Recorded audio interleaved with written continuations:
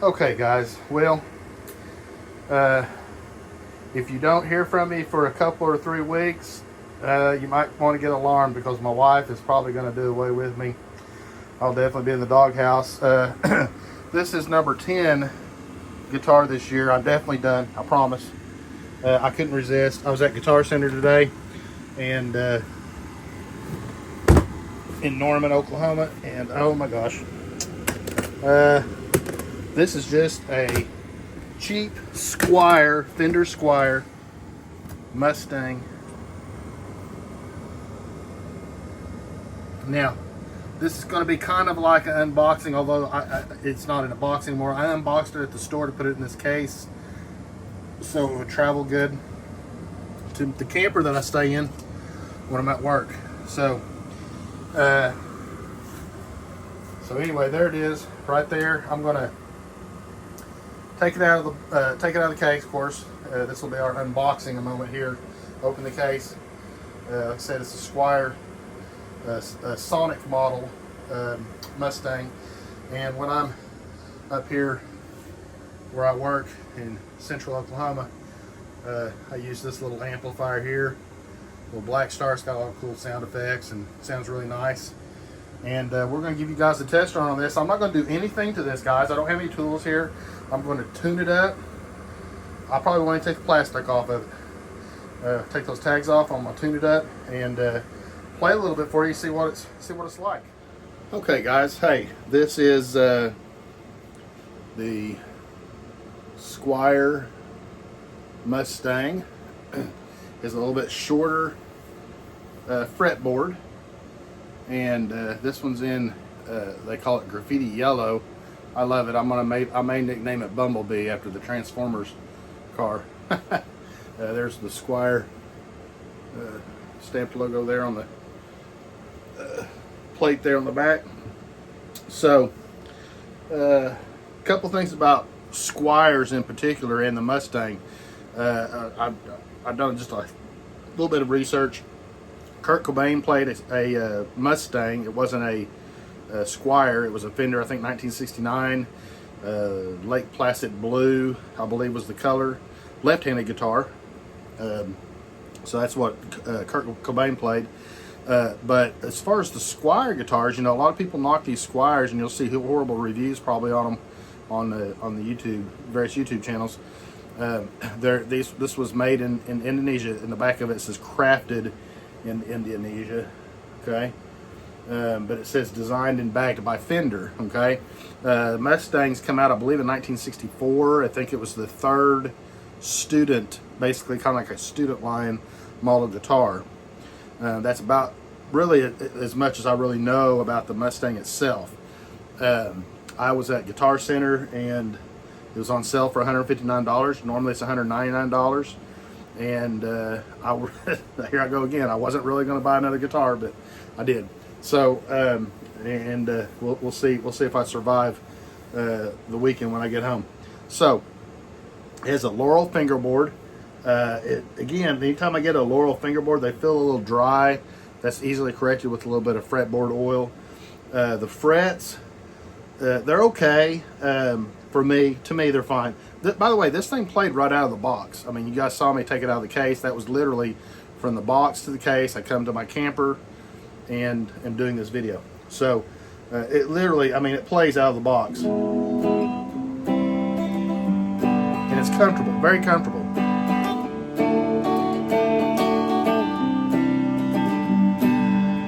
Now, I will say that the intonation is off on it, and that's adjusted here, and it is off about probably a half a step sharp. So that's easily to fix, but I don't have, like I said, I don't have my tools with me up here, so I'll fix it when I get home. But as far as the playability, the action's perfect for me. I like it just fine. I don't even think it needs to be adjusted, which is crazy. But a person, a real famous person, you guys have heard of, that played Squiers, and this will go back to saying, you know, well, are Squiers as good as Fender? Well, they can be. I mean, they're not built really, they're built to the same specifications, but they use a little cheaper materials. But this guitar sounds nice. It's really crazy for $159. But Jeff Healy, okay, he played Squiers a lot.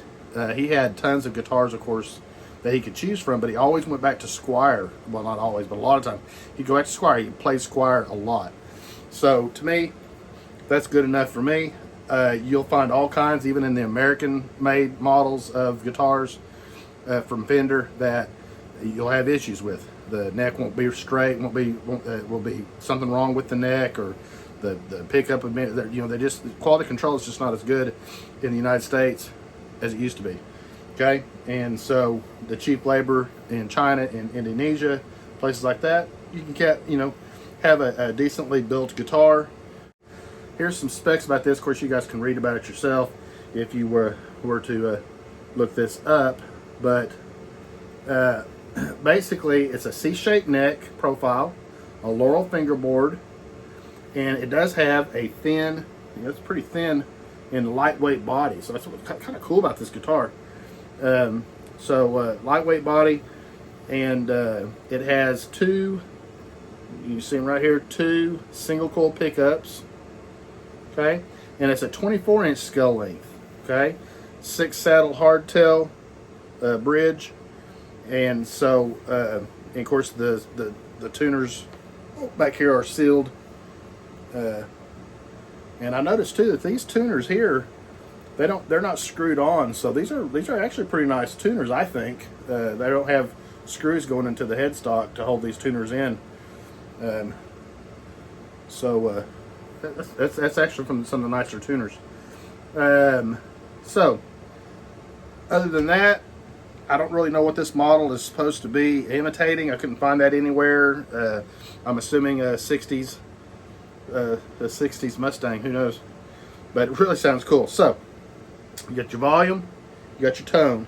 Okay, the guitar cable is on the front of the guitar right here instead of in the side here on the bout there. And again, it really does sound nice. This is just a clean channel that I'm using. Turn the volume up a little bit.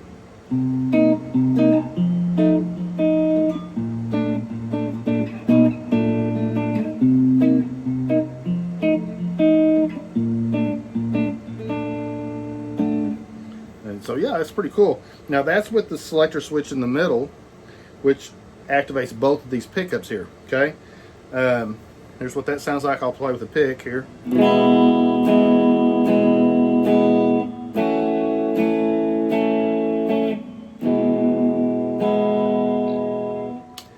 Just with the front pickup only. Okay, the neck, they call it the neck pickup. Okay, so that one's off and that one's on.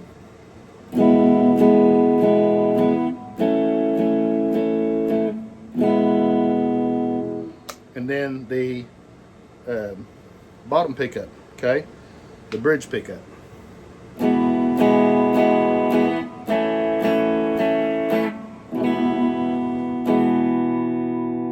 So yeah, you can kind of definitely tell there's definitely differences there. I tend to play with in the middle with both pickups on, but this tone controller here has a wide variety. I mean, the more you go, it adjusts the tone. So there's a lot of different little tones that you can have from this little guitar here.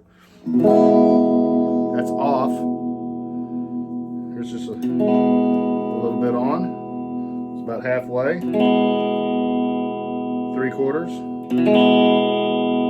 All the way.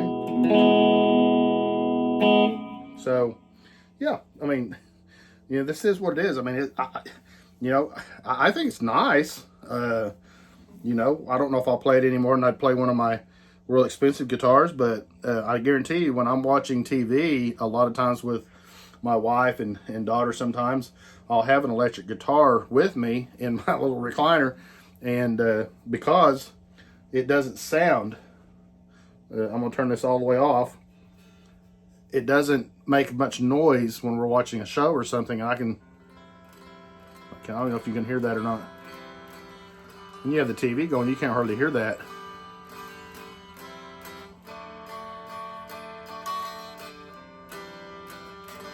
And so I can practice a little bit while we're watching a show. So odd things that I want, I'm practicing technique, is repetitive type stuff, you know, like if you're practicing, you know,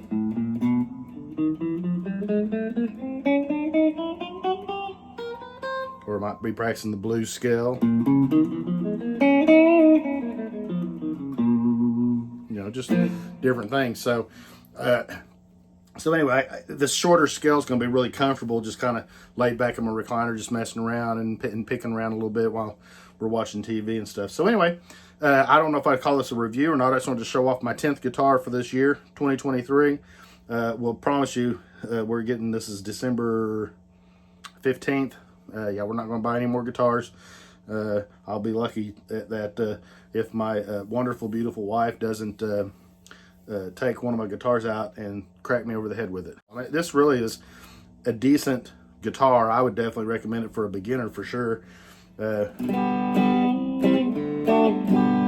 Nothing wrong with it at all. Hey, you guys take care. Appreciate you stopping by and checking my new cheap, on the cheap guitar. Okay, this is $159 on sale at Guitar Center right now, I believe all over the United States. Up until, I believe, the 24th of this month, of December. So, snag you one, man. They're awesome. See you later.